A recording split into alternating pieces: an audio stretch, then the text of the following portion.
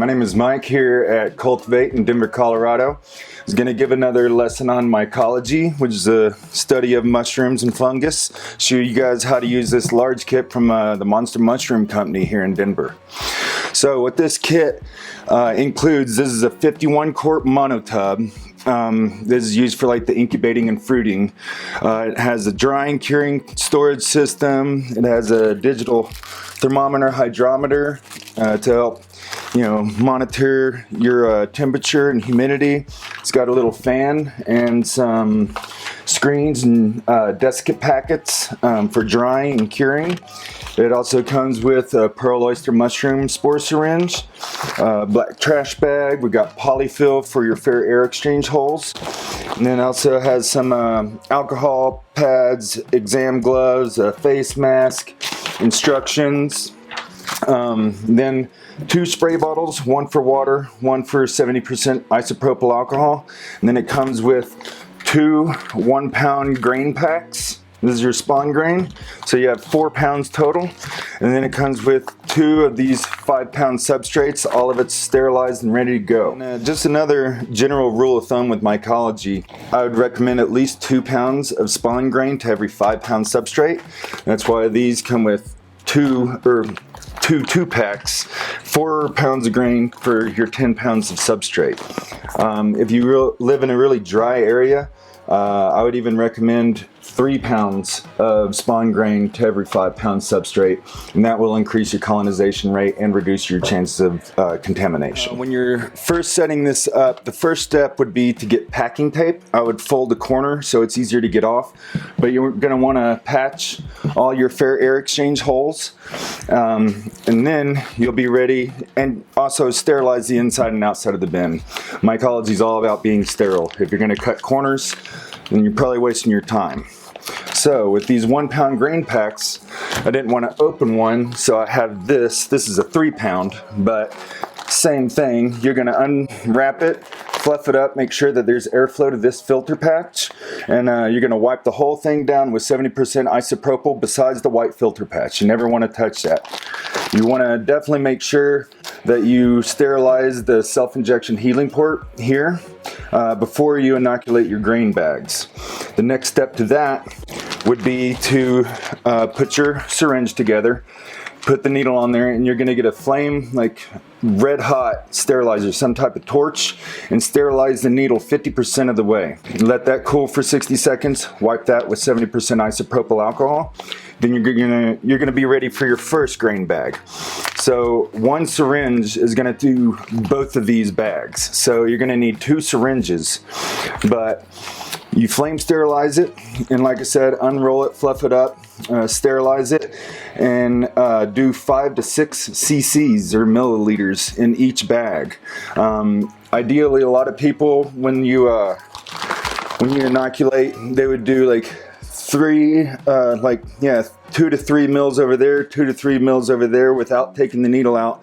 Pull it out and put packing tape on it, and label the species, label the date and everything. And you have to flame sterilize this needle between each bag. You can't just sterilize 1 syringe one time. It's very important. Okay, so now that you have flame sterilized the needle between each bag and inoculated your spawn grain, you're gonna get all 4 of these. Like I said, label the date and the species and everything. You're gonna put these in the monotub itself with these holes patched up. During the spawn grain process and colonizing that, you want the lid unclamped and just loosely fit. You also want to space the spawn bags out. As they start colonizing, they produce lots of heat and CO2. So if they kind of all move to the middle and they're all touching each other, they could get too hot and you could contaminate, and then you have to start all over.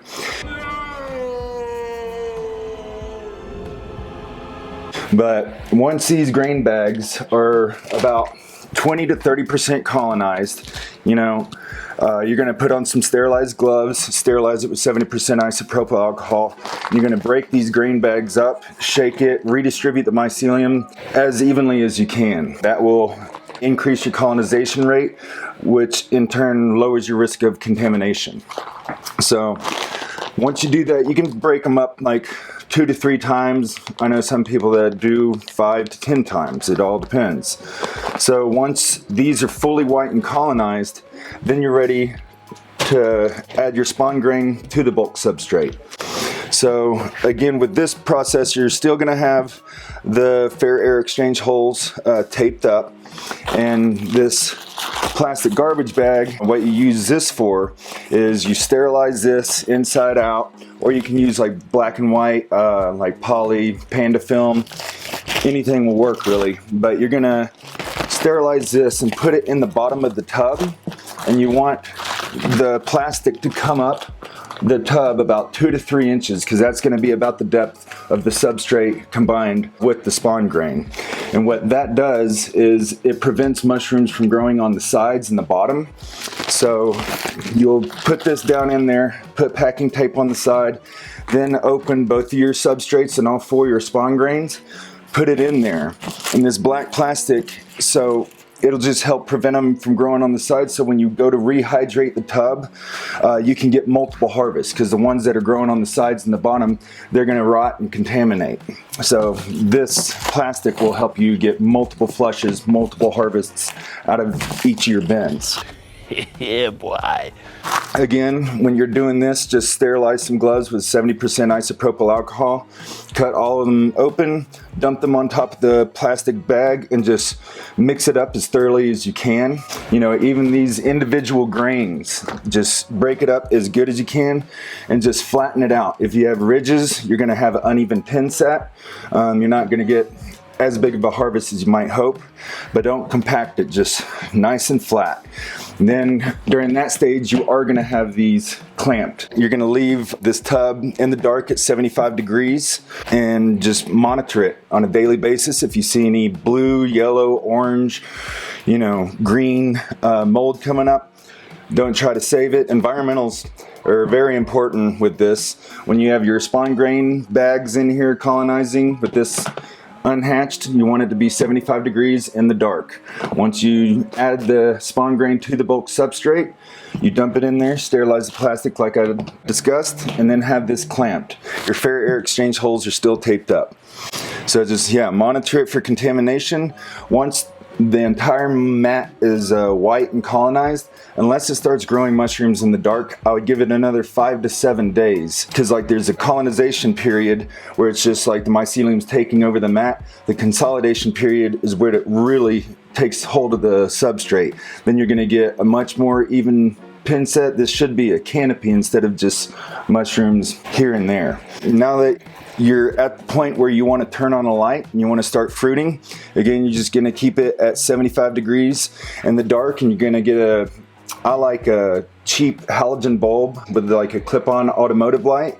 I know people that use the LED strips, and you're going to turn those on to a 12-12 light cycle, 12 hours on, 12 hours off. Once you do turn the light on, you're ready to start fruiting. You're going to take all the packing tape off of the fair air exchange holes, and you can use this polyfill, basically the inside of a teddy bear, and stuff your fair air exchange holes. These holes on the bottom are for your CO2 exchange. The one on the top is for oxygen.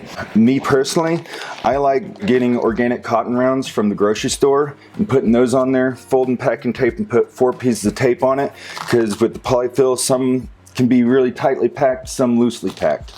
So just another little option there.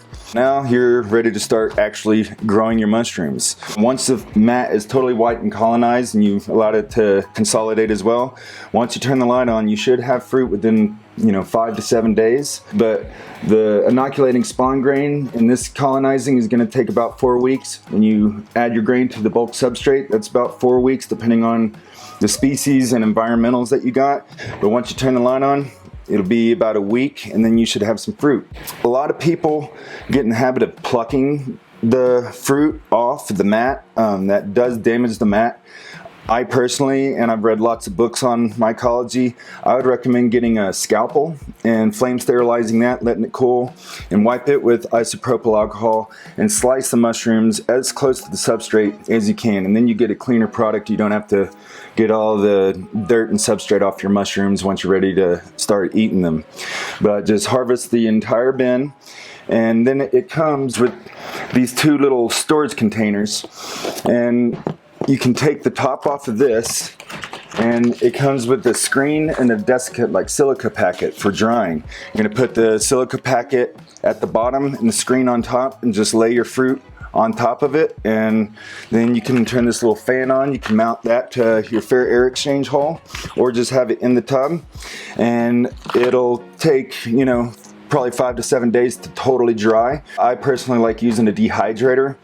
If you are using a dehydrator, depending on the species you're doing, I wouldn't recommend going above 107 degrees, so you're just going to dry it low and slow.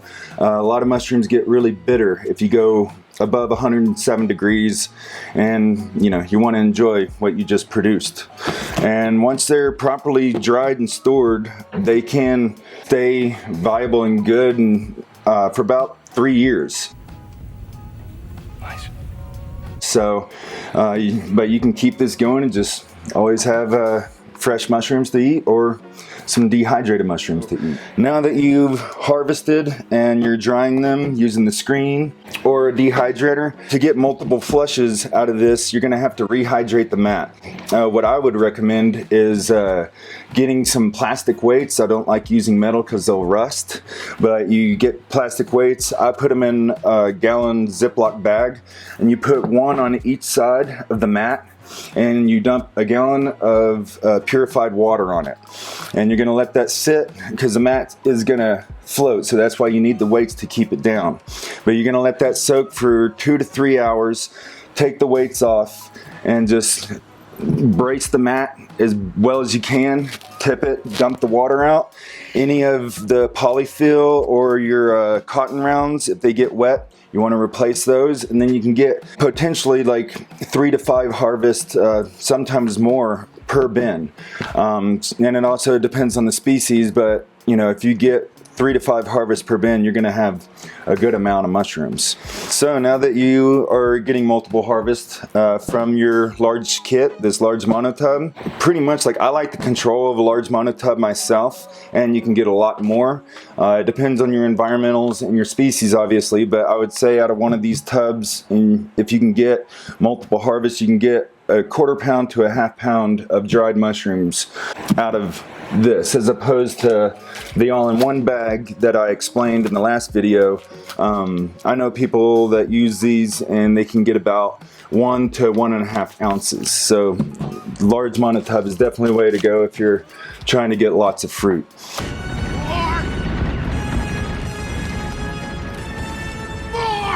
As you're using this monotub, a good rule of thumb is once you're fruiting, as long as there's condensation on the walls, then your humidity should be fine. If there's no condensation on the walls, you'll get your water bottle filled with water. And I would definitely label both of these from your isopropyl and your water, and just miss the sides. You don't want to really miss the mat. And then, yeah, just get as many harvests out of it as you can. Once it doesn't produce a lot of fruit and you feel like it's kind of a waste of time and energy, just untake the plastic bag from the side of the monotubs, take all your filters off of the fair air exchange holes. I would get like a dish rag, warm water and soap, and clean it, and then spray it with isopropyl alcohol inside out, and just sterilize it and get ready for your next round. You can find this kit, mini kits, all-in-one bags, and all of these products at cultivatecolorado.com. And I hope you found this video enjoyable. If you did, please like and subscribe, and have a wonderful day.